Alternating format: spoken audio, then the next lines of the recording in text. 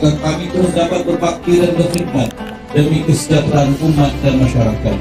Kami di Novesia menyediakan pelbagai perkhidmatan kesihatan primer yang komprehensif, bukan sekadar rawatan penyakit luar 24 jam, batuk, demam sesama, dan juga banyak lagi perkhidmatan yang kami sediakan. Pada seluruh warga kerja Novesia Klinik, teruskan memberi perkhidmatan dengan penuh keikhlasan dan profesionalisme. Saya percaya klinik Novesia boleh menyumbang kepada masyarakat dengan kita mengadakan lebih banyak kempen, lebih banyak program kesedaran kesihatan seperti hari ini. Jadi saya ingin ucapkan tahniah dan satu kepujian kepada kumpulan Novesia Klinik.